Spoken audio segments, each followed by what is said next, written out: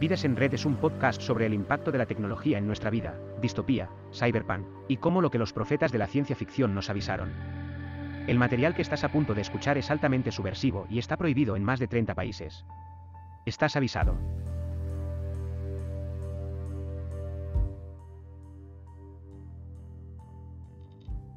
Antes que nada quiero daros las gracias a todos por haberme aupado a la segunda posición en el ranking de podcast de tecnología de España.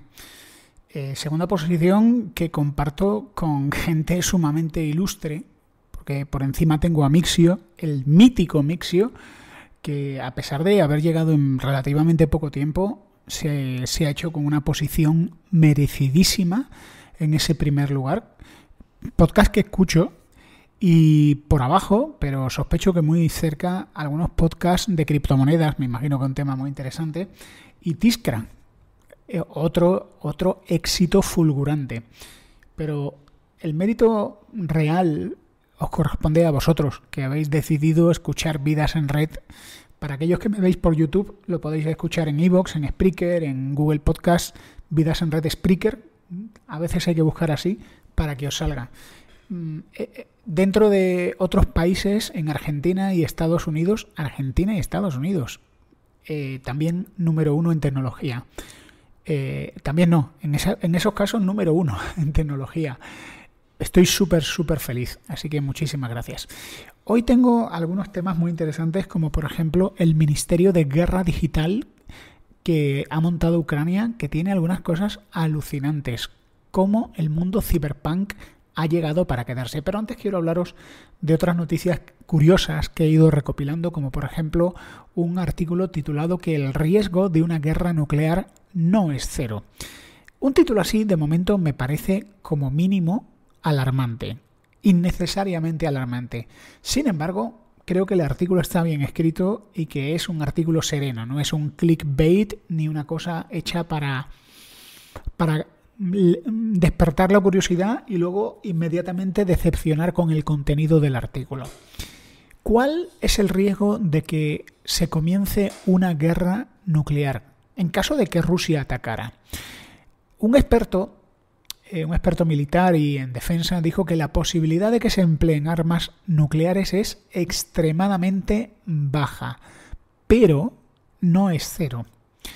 Si bien es cierto que los líderes políticos del Kremlin se enfrentan a un panorama económico absolutamente devastador y además la presión interna, gente descontenta, manifestaciones, gente interrumpiendo emisiones de telediarios, pues cada vez el círculo de Putin está más y más paranoico con la posibilidad de que Occidente ponga en planes de guerra interna para que los terminen deponiendo, para que se forme una revolución en Rusia que quite a los políticos actuales. Este es el peligro que teme Vladimir Vladimirovich Putin. Rusia ha dicho que considera que las armas y que otra ayuda militar que los gobiernos occidentales están enviando a Ucrania es equiparable a la guerra. Y de hecho, Rusia ha insinuado que podría atacar los convoys de la OTAN con armas y ayuda. Durante el fin de semana, misiles rusos impactaron una base ucraniana que estaba a pocos kilómetros del territorio polaco y la gente empezó a ponerse nerviosa, y con razón. Alexander Bereshov, el subsecretario general de la OTAN, desde los años 2012 a 2016, dijo que los líderes occidentales pues que habían concluido que los planes rusos para emplear armas nucleares en una gran crisis eran sinceros y planteaban el riesgo de algún accidente o paso en falso que el Kremlin pudiera confundir con un acto de guerra. Tened presente, las hostilidades están a flor de piel. Ahora mismo la OTAN no le quita ojo a Rusia y Rusia no le quita ojo a la OTAN. Cualquier movimiento en falso puede interpretarse. La pregunta es cómo se va a interpretar. ¿Van a calcular bien sus movimientos? Desde luego, el ataque a la base militar este fin de semana ha sido ha sido de alta tensión.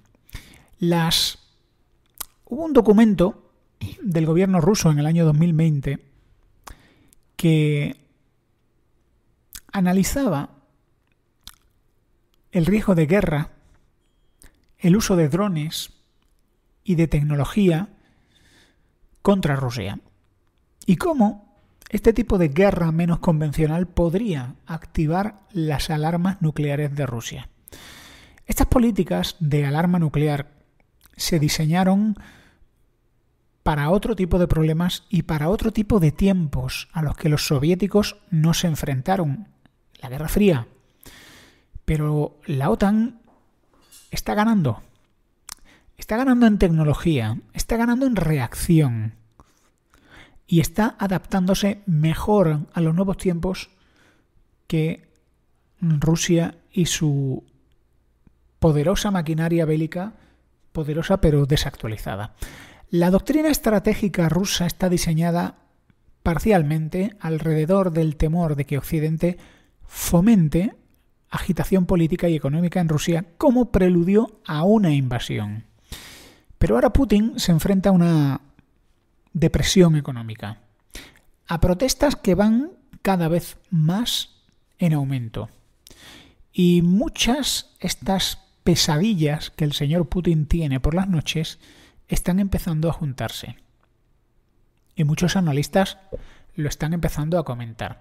En estas circunstancias, Moscú podría interpretar mal la acumulación de tropas de la OTAN o el apoyo militar a Ucrania y empezar a considerarlo como un acto de guerra. Y eso sería una escalada que, estamos hablando hipotéticamente, podría desencadenar un acto de ataque nuclear. Occidente podía haber reaccionado apaciguando a Putin, pero Occidente, y me refiero a la OTAN, a la Unión Europea, a la pacífica Unión Europea, ha respondido con auténtica preocupación. Decía Jordi Yasser que obviamente aquí en España nos pilla lejos, no dependemos como Alemania del petróleo ruso, ni tenemos problemas fronterizos con Rusia. Digamos que nos da un poquito más igual. Pero los alemanes han disparado su gasto militar. Han empezado a tomarse en serio su propia defensa y a no depender tanto de la inversión y de los efectivos y de la tecnología de los Estados Unidos. Cosa que, por cierto, que Donald Trump, el fantoche de Donald Trump, habló con bastante tino y con bastante claridad. ¿Se esperaba a Vladimir Putin que la Unión Europea reaccionara con tanta firmeza y empezara una tempestad económica contra Rusia?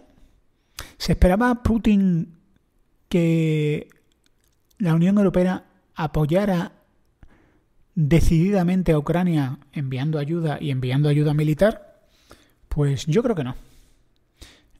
Yo personalmente creo que Putin, como he leído por ahí, es impredecible, pero también creo que Putin utiliza la fuerza para negociar. Y creo que era Churchill el que decía que si tú haces todas las concesiones ya no queda lugar para la diplomacia. Pero en cambio, si tú empiezas a mover tanques y a hacer cositas y a sacar músculo, entonces ya es cuando podemos empezar a sentarnos como gente razonable a hablar. El tema de la zona de exclusión aérea, que es una de las cosas que ayer salió el presidente Zelensky, en el Parlamento alemán, en el Senado de los Estados Unidos, pidiendo que le devolvieran a Ucrania el control de los cielos, que es un problema gordo y desesperado. Es decir, Ucrania está a merced de que Rusia hace lo que quiere y mueve lo que quiere. A ver, es verdad que Ucrania ha derribado aviones y helicópteros, pero siguen estando a merced del poder aéreo de Rusia. Liberar el espacio aéreo de Ucrania probablemente requiera atacar bases aéreas y defensas aéreas, puede que incluso dentro de Rusia, dicen algunos expertos. Y este tipo de combates podrían salirse de control o activar el miedo de Putin, el miedo y el terror de que la OTAN avance hacia Moscú. Cosa que yo no creo que no creo que nadie se imagina, pero el miedo es libre. Un ataque nuclear es como una especie de duelo al sol.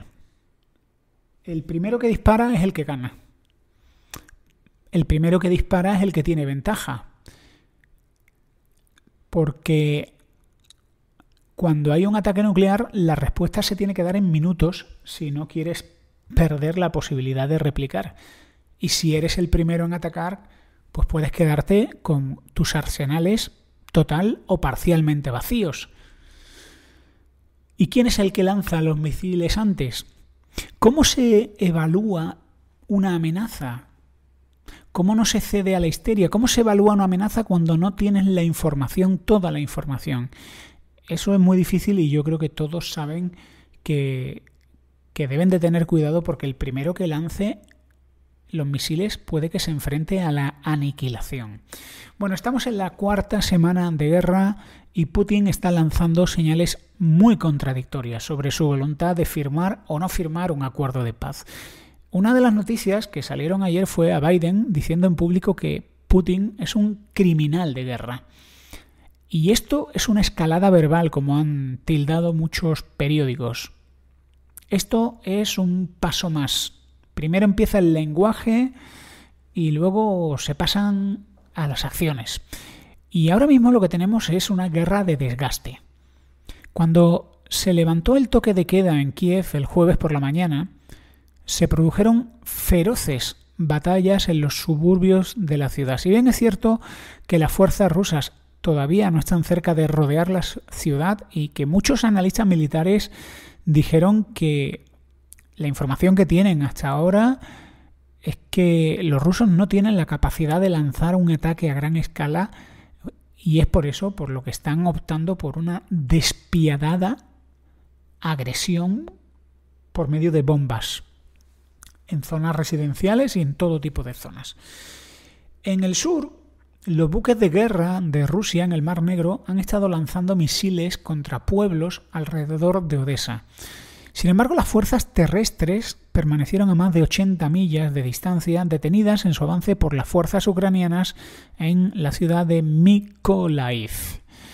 En cuanto a muertos, el Pentágono hace estimaciones como todos, porque obviamente Ucrania ya está metida en la propaganda y en la moral de guerra y en ensalzar sus victorias e inflar los números, y Rusia nunca ha dicho la verdad ni a su médico.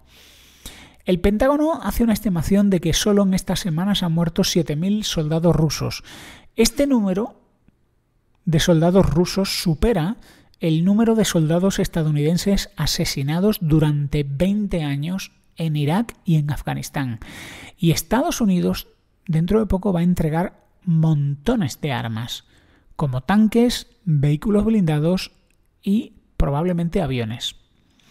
El señor Juan Lichulilla, a quien hay que leer con mucho cuidado, con mucha atención, porque tiene cosas interesantes que decir y fuentes muy interesantes que decir, ha llegado a plantearse, y no solo en una ocasión, el peligro que supone tal cantidad de armas circulando por ahí y sin saber muy bien si van a terminar en las manos equivocadas o si alguien va a hacer negocio vendiéndoselo a gente muy indeseable.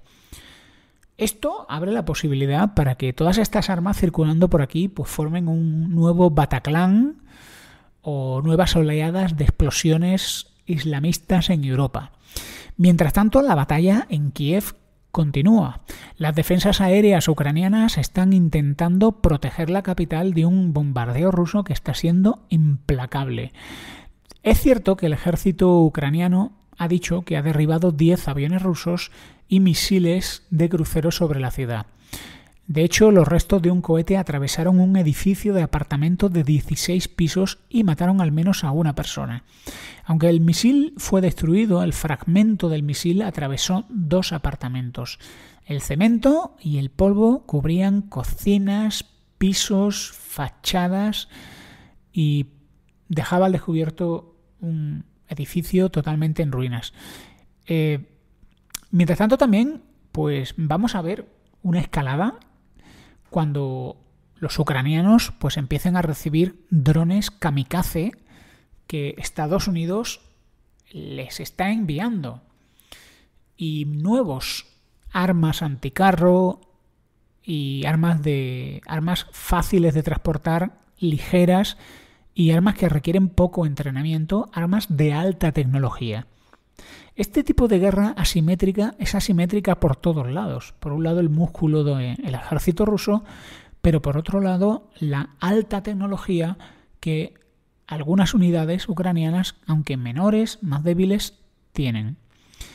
El presidente Biden declaró el miércoles el miércoles de la semana pasada, que iban a gastarse 800 millones de dólares en ayuda militar para Ucrania, incluyendo 800 misiles antiaéreos Stinger adicionales, 9.000 armas antitanque, 100 drones tácticos y una cantidad de armas ametralladoras y lanzagranadas. Los ucranianos han demostrado un valor increíble y además, ahora os hablaré de eso, nos están proporcionando escenas muy épicas en esta especie de batalla serializada con vídeos de Twitter narrando las gestas heroicas, desde los campesinos llevándose tanques, enganchándolos a su tractor. De hecho, Chulilla mencionaba de un videojuego que ha salido ya, un videojuego que se basa en recoger tanques rusos y meterlos en tu granero. Es increíble. Y esta guerra, al menos en este frente, la está perdiendo Rusia, aunque siguen haciendo daño con su desinformación. Hoy, por cierto, Google ha mandado un anuncio, aquellos que usáis los productos de Google, un anuncio para animarte a hacer donaciones a Ucrania. Y Google igualará las donaciones que nosotros mandemos, lo cual me parece muy interesante. España ha salido en las noticias internacionales porque España se ha apoderado de un yate ruso que se cree que pertenece a un oligarca. España que se comprometió a nivel internacional a confiscar los superyates de los superoligarcas rusos como parte de las sanciones que se han puesto a nivel internacional. Pues muy bien, hace muy poco tiempo, es decir, el miércoles, ayer, el tercer barco de este tipo ha sido incautado, uno de los superyates más grandes del mundo, que fue incautado en el puerto de Tarragona. A la espera de una inspección para establecer la propiedad, el Ministerio de Transporte de España lanzó un comunicado diciendo que el barco se llama Crescent y está registrado en las Islas Caimán. Mientras tanto, la guerra y la represión aumenta. El presidente Putin se refirió este miércoles a los rusos pro-occidentales como escoria y traidores. El tío habla como un malo de opereta. Dijo que eran escoria y traidores que debían ser eliminados de la sociedad. Y dijo Putin que la guerra en Ucrania es parte de un choque existencial con Estados Unidos y que se prepara el escenario de una guerra cada vez más feroz. Mientras tanto, aumenta la represión en Rusia, se endurece la represión y el descontento aumenta. Netflix Estados Unidos ha anunciado que la serie de televisión que llegó a la fama al actual presidente Zelensky, la serie se llama Servant of the People, el sirviente del pueblo, pues está disponible en Netflix Estados Unidos, una serie del año 2015, una comedia satírica protagonizada por Volodymyr Zelensky, interpretando a un profesor que de manera inesperada llega a ser presidente de Ucrania, cuando un vídeo donde se queja de la corrupción se vuelve viral. Un reportaje me ha llamado particularmente la atención. Es un reportaje fotográfico del New York Times que tiene como lugar la ciudad de Kharkiv, creo que se llama. Esta ciudad es una ciudad de 1,5 millones de habitantes. Y antes de que empezaran los bombardeos, poco antes, uno de los habitantes de esta ciudad decidió salir a dar una vuelta por la ciudad y hacer fotos antes de que los bombardeos arrasaran su ciudad. Así que han hecho un reportaje fotográfico en el New York Times muy interesante del antes y después de la ciudad, distintos edificios emblemáticos, zonas que para él tienen un significado personal grande, como el pub donde solía tomarse sus cervezas, la guardería donde fue de pequeño, ese tipo de cosillas. Y me parece desolador lo que está pasando. Y la verdad, por cierto, hoy os dije que iba a hablar de tecnología, pero es que no tengo ánimo. A lo mejor grabo un podcast más pequeñito de tecnología. Bueno, decía que los hilos de Juan Luis Chulilla, interesantísimos. Ayer leía un hilo que hablaba de Putin, ¿no? De la política exterior de Putin, cómo Putin ha hecho lo mismo una y otra vez, ¿no? Crea un conflicto, empeora el conflicto y se presenta él mismo como la solución o como la víctima, ¿no? Por ejemplo, una de las cosas que he leído que me ha parecido muy interesante es que en la zona del Donbass, es la zona que se supone que Putin quiere liberar porque está en manos de nazis y quiere liberar a los rusos que claman por liberación en esa zona. Pues esa zona al final está en manos de auténticos corruptos y criminales rusos. Gente que es increíblemente corrupta, es decir, que roban mucho más que cualquier corrupto ucraniano local, que están esquilmando la economía, que están encarcelando, torturando gente y que luego al final pues toda esa estabilidad es el río revuelto en el que pesca Putin. También dice el hilo, ¿no?, que la política de apaciguamiento podría funcionar, pero también la política de la amenaza. En Russia Today se está aprovechando, Russia Today y Sputnik y la caterva de periodistas españoles a sueldo del Kremlin se están aprovechando del afán de esta cantidad de gente ingenua y feliz que hay por Internet, que están dispuestos a creerse cualquier teoría alternativa que les haga parecer más inteligentes y más listos o en su imaginación torcida más deseables para las chicas. En el podcast Me Encuentro, uno de los alias de nuestro amigo, el señor Pifostio, pone el dedo en la llaga y dice algo muy curioso, ¿no? Dice, mira, Russia Today en Rusia anima a la gente a vacunarse con Sputnik, mientras que Russia Today en España se dedica a cuestionar las vacunas y hablar de lo peligrosas que son. ¿Esto qué es? Esto es desinformación, caos y desconfianza. Es decir, Russia Today, un medio que está pagado por el Estado ruso, por la Federación Rusa, es pura desinformación. Dice una cosa, dice la contraria y luego, por supuesto, pues hay gente incauta que le cree, ¿no? Mencionaba el señor Pifostio el asunto de la mujer embarazada muerta en el bombardeo a la maternidad de Mariupol, creo que era. Esta mujer no es una TikToker. Esta muerte no es un montaje. Pero tú miente que algo queda. Y este tipo de mentiras todavía hay gente hoy día en España, en la lejana España, que se las creen. Mensaje para el señor Juan Luis Chulilla. Juan Luis, no permitas que el hastío te venza. Necesitamos voces como la tuya y cada vez son más necesarias. Bueno, hablamos de Juan Luis, hablamos de Me Encuentro, ese podcast hermano que cada día me parece más genial, más desternillante. Los audios del señor Me Encuentro, que cuando no lo pillas cabreado, lo pillas satírico y tanto uno como otro son brillantes. En el último audio que he oído, el señor Me Encuentro habla de la actualización de iconos que ha hecho Apple. Y uno de los iconos que ha actualizado es el icono del hombre gordo. El icono del hombre gordo.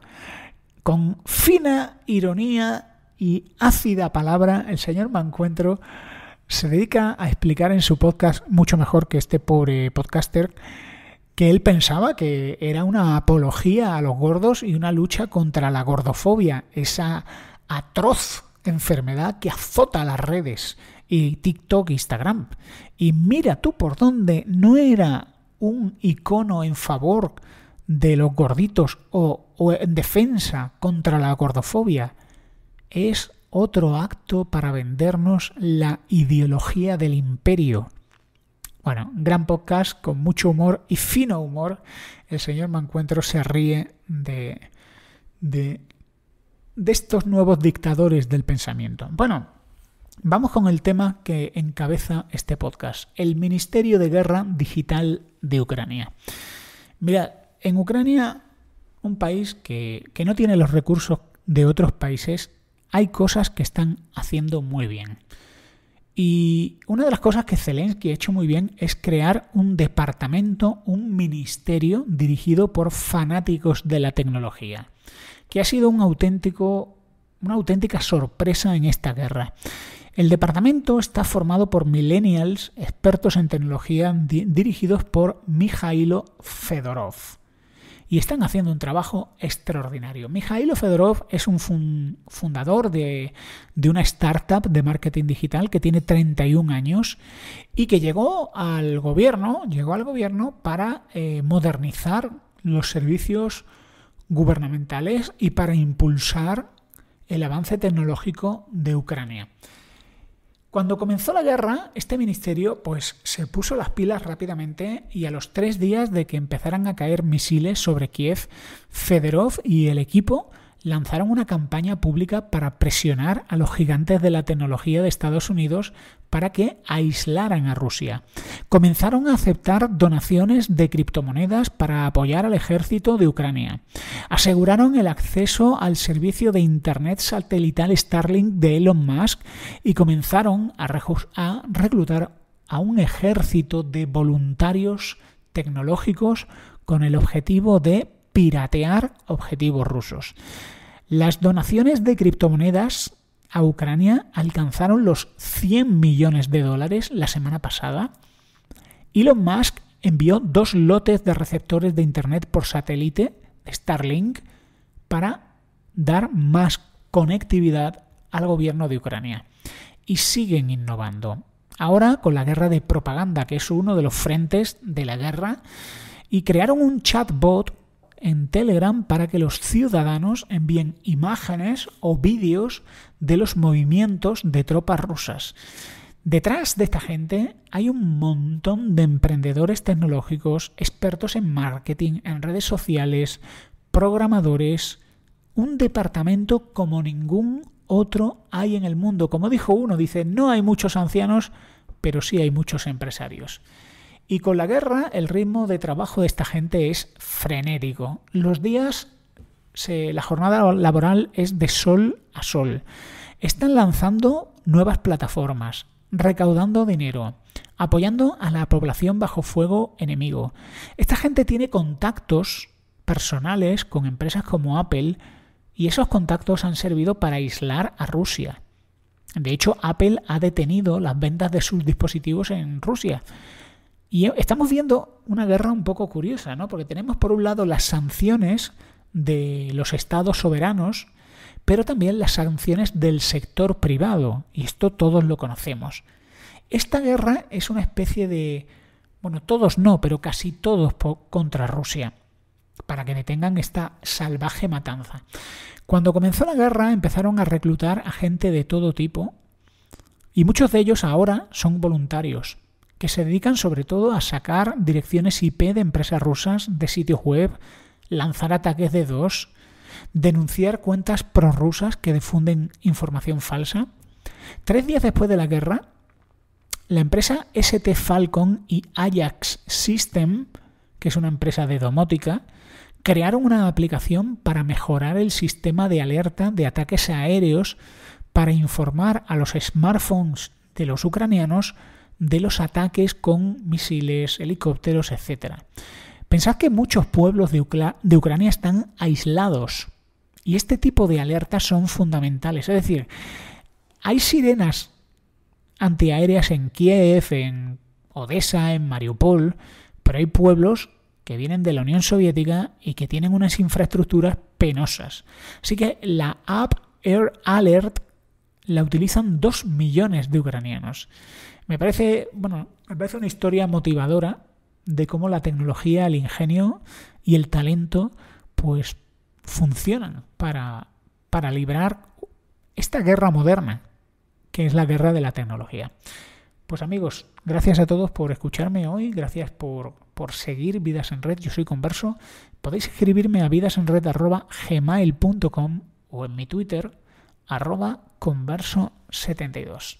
Un saludo a todos y hasta pronto.